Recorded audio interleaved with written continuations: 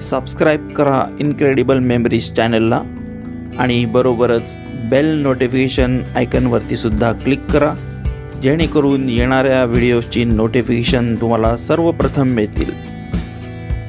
नमस्कार मित्रांनो, पुन्हा एकदा स्वागत आहे तुमचं इनक्रेडिबल मेमरीजच्या या नवीन व्हिडिओमध्ये। मित्रांनो, नवरात्र उत्सवाला सुरुवात होत आहे आणि ठाण्यातल्या आनंद दिघे साहेब यांच्या दुर्गेश्वरी देवीचा आगमन सोहळा पार पडणार आहे। चला तर मग मित्रांनो, जाऊया ठाण्यातल्या दुर्गेश्वरी देवीच्या आगमन सोहळ्याला।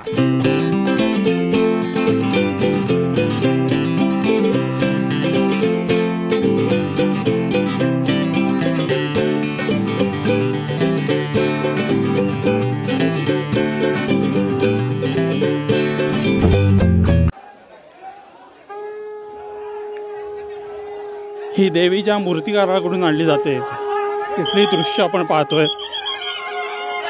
कळवा परिसरातली ही दृश्य खूपच सुंदर असं देवीचं रूप आपल्याला इथे पाहायला मिळतंय।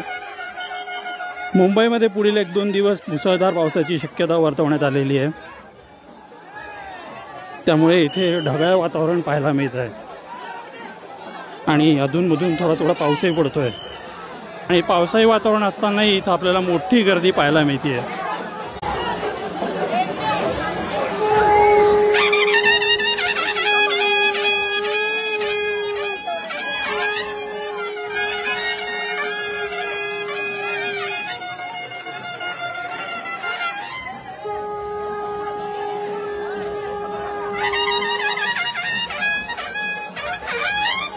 नवसाला पावणारी हाकेला धावणारी अशी ख्याती असलेली ठाण्याची दुर्गेश्वरी देवी, तिचं हे मनमोहक रूप आपल्याला समोर दिसतं आहे।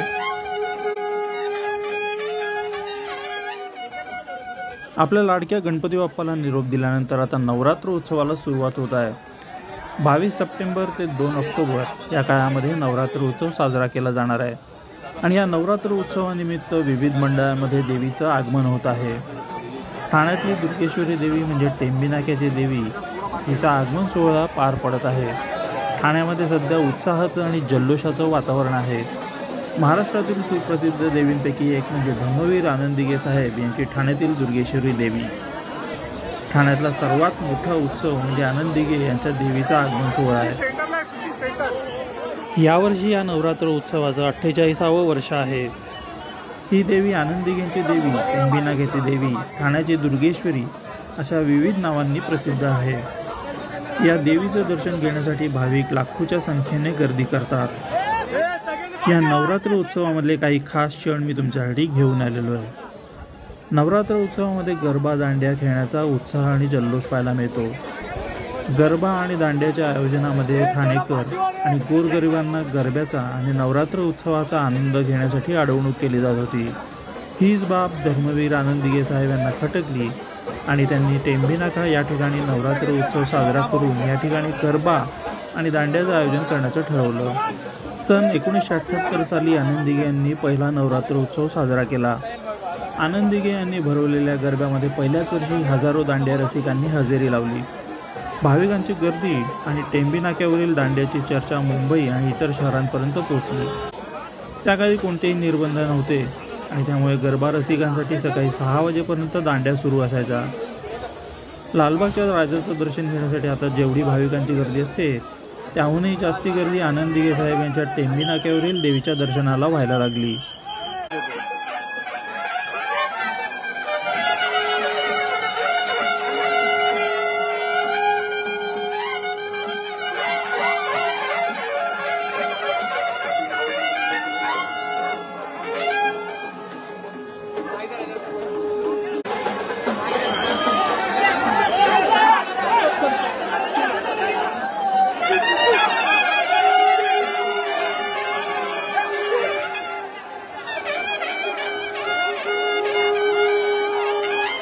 ठाण्याला टेंबी नाका इथल्या जय अंबेमा देवीची भव्य मिरवणूक काढण्यात आलेली आहे।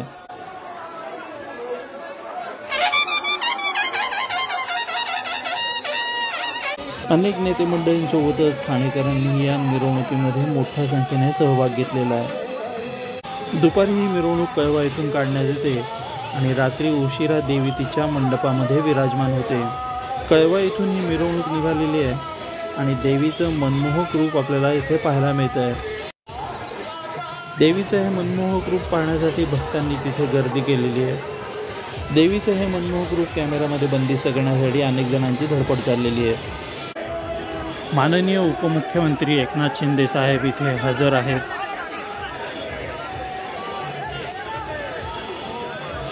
ठाण्यातल्या अनेक लोकल चॅनल्सवरती या देवीची मिरवणूक दाखवण्यात येते आहे। अनेक यूट्यूब चॅनलवरती या मिरवणुकीचं लाईव्ह स्ट्रीमिंग चालू आहे। गणेशोत्सवानंतर ओढ लागते ती नवरात्र उत्सवाची। ठाण्यातल्या प्रसिद्ध असलेल्या आणि धर्मवीर आनंद दिघे साहेब यांनी सुरू केलेल्या टेंभीनाका नवरात्र उत्सव मंडळाने सुद्धा यावर्षी जय्यत तयारी केलेली आहे। यावर्षीची थीम आहे चारधाम। त्यासाठी सुंदर असा देखावा ठाण्यातल्या टेंभीनाका येथे उभारण्यात आलेला आहे।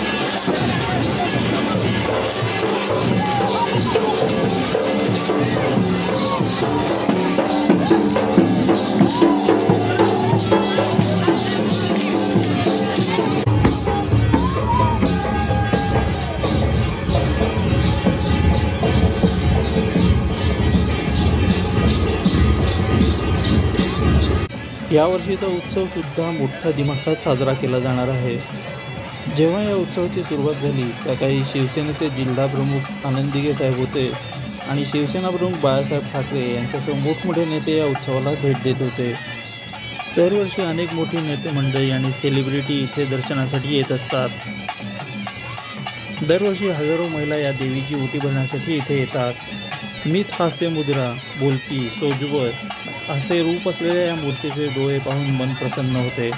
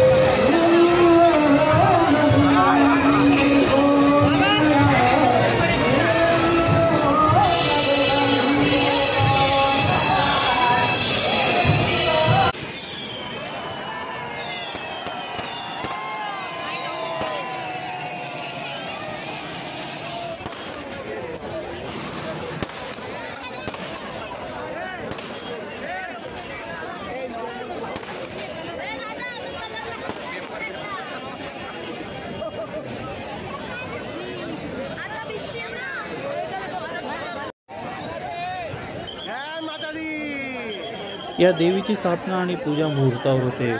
नवरात्रीच्या पहिल्या दिवशी कळव्यापासून ते टेंभीनाक्यापर्यंत भव्य मिरवणूक निघते। या मिरवणुकीमध्ये हजारो भाविक सहभागी होतात। एक स्त्री ज्या पद्धतीने शृंगार करते तसंच बंद खोलीमध्ये मूर्तीचा शृंगार केला जातो।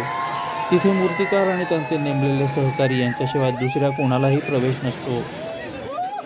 ही मूर्ती घडवण्यासाठी कळवा इथल्या शेळकर कुटुंबियांचा मोलाचा वाटा आहे। पारंपरिक व्यावसायिक मूर्तिकार गणपत नथू शेळकर यांनी सर्वप्रथम ही मूर्ती तयार केली। त्यांच्यानंतर त्यांचे पुत्र विनोद शेळकर आणि दीपक शेळकर यांनी हा वारसा पुढे सुरू ठेवला आहे। शेळकर कुटुंबाचं हे मूर्ती बनवण्याचं 49वं वर्ष आहे। सामाजिक आणि सांस्कृतिक उपक्रम, आरोग्य शिबिर, ब्लड डोनेशन कॅम्प असे अनेक सामाजिक उपक्रम इथे राबवले जातात। तसंच भोंडला, भजन, देवीचं श्रीसुक्त आवर्तन या प्रकारचे परंपरेने चालत आलेले कार्यक्रम सुद्धा होतात।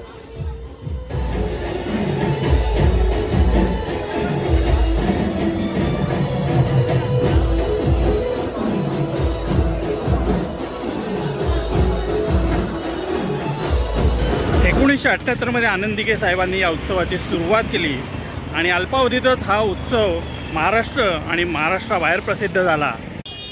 आनंदिके साहेब यांचा नवरात्र उत्सव यावर्षी अधिक भव्य आणि विशेष ठरणार आहे। या उत्सवामध्ये यावर्षी भारतातील बृहदेश्वर मंदिर आणि उत्तर भारतामधील चारधाम यांचा देखावा साकारण्यात आलेला आहे। त्यामुळे भाविकांना दोन्ही तीर्थक्षेत्रांचे दर्शन एकाच ठिकाणी घेण्याची अद्वितीय अशी संधी मिळणार आहे। यावर्षी या उत्सवाचं 48वें वर्ष आहे।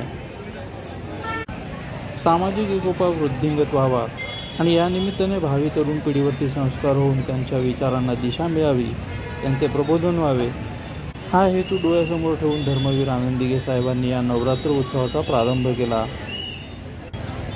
दिघे साहेब यांची दुर्गेश्वरी देवी ही नवसाला पावणारी देवी असल्याचे म्हटले जाते।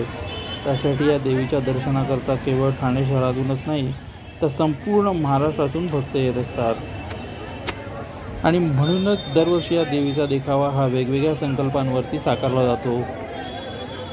या वर्षीच्या देखाव्याची लांबी 110 फूट आहे आणि रुंदी मागच्या बाजूला 45 फूट आणि पुढच्या बाजूला 55 फूट आहे। या देखाव्याची एकूण उंची साधारण 75 फुटांपर्यंत आहे। गणेशोत्सवाच्या काळामध्येच टेंभीनागा परिसरामध्ये नवरात्र उत्सवाच्या तयारीला सुरुवात होते। यामध्ये सर्वप्रथम देवीच्या पाटाचं पूजन होतं। त्यानंतर अनंत चतुर्दशीच्या दिवशी विधिवत मंडप भूमिपूजनाचा विधी पार पडतो। हा पूजन सोहळा म्हणजेच नवरात्र उत्सवाच्या भव्य आयोजनाची सुरुवात मानली जाते। या भूमिपूजनानंतर मंडप उभारणीला प्रत्यक्ष प्रारंभ होतो, जो सुमारे 10 ते 15 दिवस चालतो। देवीचा मंडप उभारणीसाठी 10 ते 15 दिवसांचा कालावधी लागतो। त्यामुळे अनंत चतुर्दशीच्या दिवशीच उत्सवाच्या मंडपाचे भूमिपूजन करण्याची प्रथा धर्मवीर आनंदिके साहेब यांनी त्याकाळी सुरू केली। दिघे साहेबांच्या निधनानंतर एकनाथ शिंदे साहेब हे गेल्या काही वर्षापासून ही परंपरा अविरतपणे पुढे पार पाडत आहेत। यावर्षीसुद्धा त्या परंपरेचे पालन करत शनिवार 6 सप्टेंबर रोजी दुपारी पूजन सोहळा पार पडला।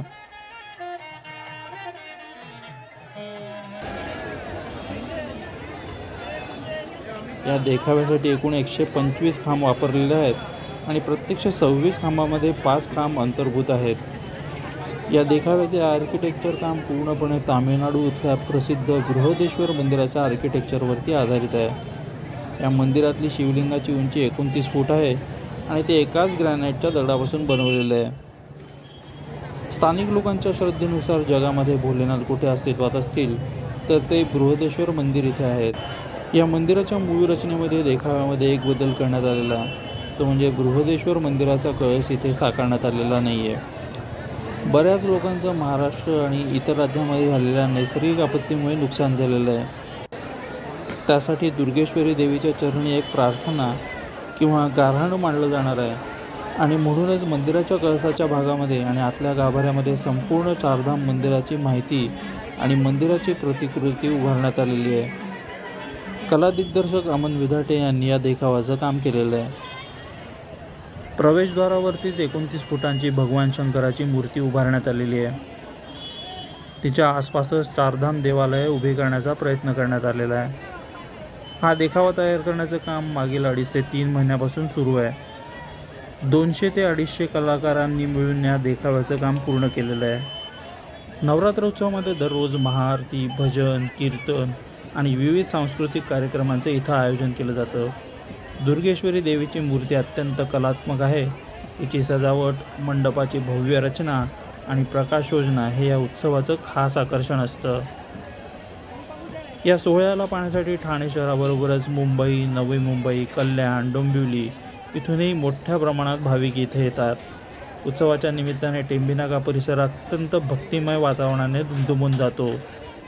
टेंभीनागामधल्या भवानी चौकामध्ये नवरात्र उत्सव साजरा केला जातो। त्यामुळे 22 सप्टेंबर ते 2 ऑक्टोबर या काळामध्ये इथली वाहतूक पर्यायी मार्गाने वळवण्यात आलेली आहे। हे वाहतूक बदल दररोज संध्याकाळी 4 ते रात्री 12 वाजेपर्यंत लागू असतील। बाजारामध्ये आणि जत्रेमध्ये देवीसाठी लागणारी वस्त्र, दागदागिने, पूजेचे साहित्य या सर्वच वस्तू विकले जात आहेत। या देवीचं दर्शन घेण्यासाठी अनेक राजकारणी आणि सेलिब्रिटी मंडळीही हजेरी लावतात।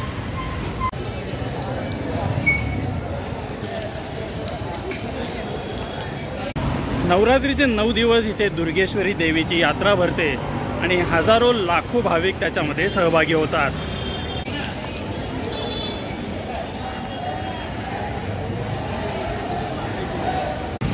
दरवर्षी नवरात्रीच्या आदल्या दिवशी देवीची वाजत गाजत मिरवणूक काढली जाते आणि आगमन सोहळा पार पाडला जातो। त्यामध्ये विविध कार्यक्रमांचं आयोजनही केलं जातं, जसं की भजनी मंडळ आहे, नृत्य मंडळ आहेत, असे अनेक भरगच्च कार्यक्रम त्यामध्ये असतात।